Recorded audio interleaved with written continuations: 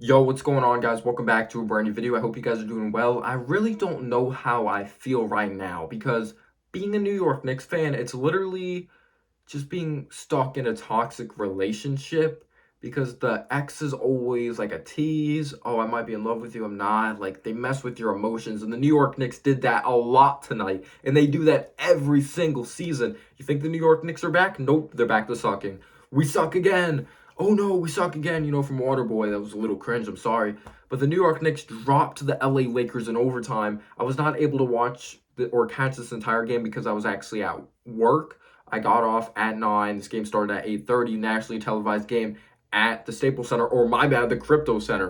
Just, are you kidding me? Oh, Kobe would not be proud of that. Like, Kobe would not be proud of that at all. That is just an embarrassment. We'll just all the Lakers greats. Like, I don't even know what their stance is on that. That's just awful. So I'm not incredibly pissed off, or I'm not so pissed off because you guys have seen me rant. If it's live play-by-plays or just games in general, I'm not going to say I don't have the energy. It's just I know what the Knicks are. They're not a good basketball team. They're inconsistent, not game by game, but quarter by quarter. And I thought that was a perfect example of tonight. The New York Knicks scored over 40 points in that first quarter. We had a career high, or we had a season high of points at halftime, like over 70 points. We were moving the ball well. Julius Randle's playing good basketball. He was decisive. RJ Barrett was having the half of his life. He was amazing out there on the basketball floor. But, and by the way, Russell Westbrook, oh my gosh, does he hurt the Lakers? Like, the Lakers fans were literally shouting, don't shoot the ball. And he was like, I'm shooting it anyway. Like, missing free throws, turning the ball over. He plays hard, but he just plays so reckless and just not smart at the end of the day. If you want to win championships, if you want to be one of the top options on a championship team or in that starting lineup, you got to be able to play smart. You got to play smart basketball. You got to make that extra pass. You got to not be selfish in some moments for sure. And the Lakers did not play high IQ basketball, not execute in big time moments down the stretch.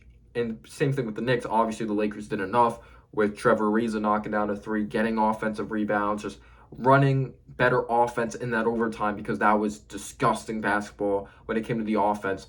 But after playing good ball in that first half, third quarter comes around. Like, by the way, like, we were up by a good majority. We were pretty much in control of this game, but the Lakers built some momentum based off of Anthony Davis. Just, we know what he's capable of in the post, just running the floor like a beast. Like, the defense really went away towards the tail end of that second quarter. And also, Malik Monk just turned into a freaking god. Malik Monk, since Kentucky, he's always been that hot and cold type of guy, streaky basketball player. But even Stanley Johnson got his own going to the basket. We know what LeBron's able to do, setting up his teammates. Did he have like a 30-burger? No. But he still gets others involved, and he uses his physicality of bullying RJ a few times. Like, at the end of the day, there's no such thing as really locking down LeBron James. When it happens, it is extremely rare. But the third quarter of doom comes around because we know it always freaking happens. It always happens, the third quarter of doom. And Julius Randle being decisive, taking smart shots, making the extra pass, playing with effort, and just playing with a high basketball IQ all went away. It looked like Julius Randle from last year. In the third quarter, he was back to this year.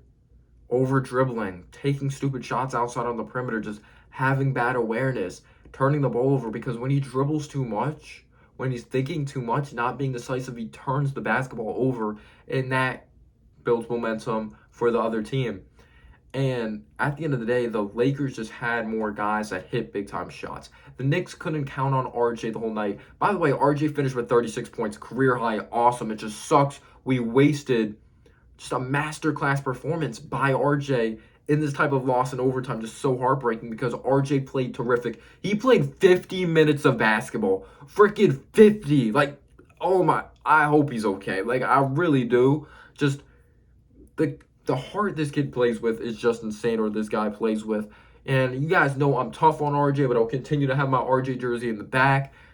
I was very critical of him, but he's played much, much better basketball lately. But just hitting threes, driving to the basket, just throwing it down with authority. He was better from the free throw line. Like, he's gonna have his misses. You just got to expect that from RJ Barrett when it comes to the trading strike. But yeah, the third quarter was disgusting. We didn't get back on defense. Like, we just didn't collapse. The defense was awful, and just the offense is so stagnant and just disgusting. But if RJ was on any other team, he literally would have had 50. It's just the truth. For RJ to finish with 36 points and just like for him to finish with 36 points is just very impressive because we still don't even run the offense through him when he's on fire. Like, it's literally common sense. I don't know if Tibbs doesn't have that confidence in him or he's just dumb. A little bit of both, maybe. But at one point, yeah, it looked like the Lakers were going to take over this game. It looked a wrap. It looked like everyone was just putting their input like on this basketball game. Even Austin Reeves came in, played good defense. They just did their thing. It looked like they just got their shit together. But fourth quarter, like, it was just so up and down. It was just so up and down. Like, Knicks coming back, oh, big time shot. We're just not executing on the defense side of the basketball. The Lakers they just hurt themselves so much. If it's with turnovers, just missed free throws like crazy. Like, if it's a Anthony Davis, if it's a Talon Tucker, Russell Westbrook, even Trevor Ariza missed one because he didn't attempt any that night. I believe he made the first, was long on the second one. And Alec Burks, I gotta give credit to him reading the passing lanes. But if we played a more disciplined team, this game wouldn't have gone to overtime. I know it's easy to play that type of game, but Evan Fournier's awareness was bad in this game. It really, really was. There was a moment in the game towards the tail end. At the end of the day, we let it go to overtime or forced it to go to overtime. But it's a huge moment of the game that you didn't have to foul. There was plenty of time on the clock. All you had to do was run back on defense, play good defense. And I put that on Randle. I put that on just the whole team and the coaching staff for not making for not having everyone on the same page. But luckily they missed free throws, so that was huge. But just RJ Barrett just freaking taking it coast to coast, throwing it down, freaking hitting that huge three, like, which actually tied the game. Just the momentum shifted so much. Julius Randle struggled, but he had some key like putbacks where he was a beast on the offensive boards, which I actually like. Mitchell Robinson gave us some second chance opportunities in this basketball game. By the way, quickly didn't play much. Kemba didn't really do anything when he was out there on the basketball floor.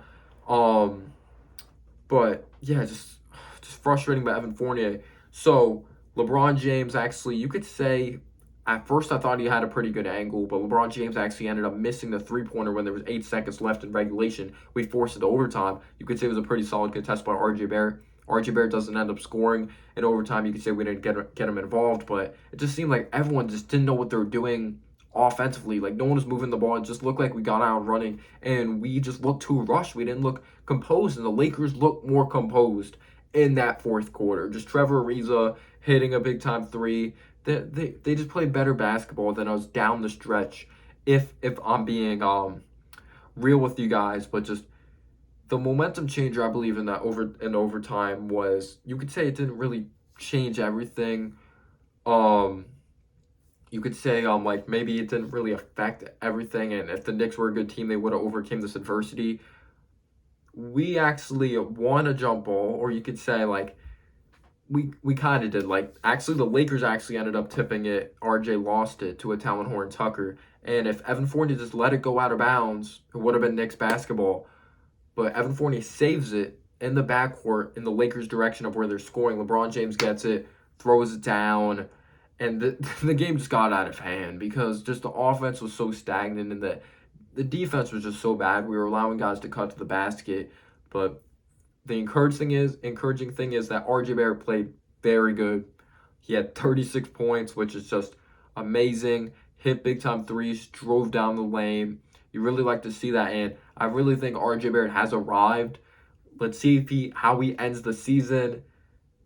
I can't believe, like, by the way, just Randle picking up that tech. Like, Randle, he wants to win basketball games, but you have to show it more to me. If you want to win games, like, I understand that was a bad call at the moment of the game.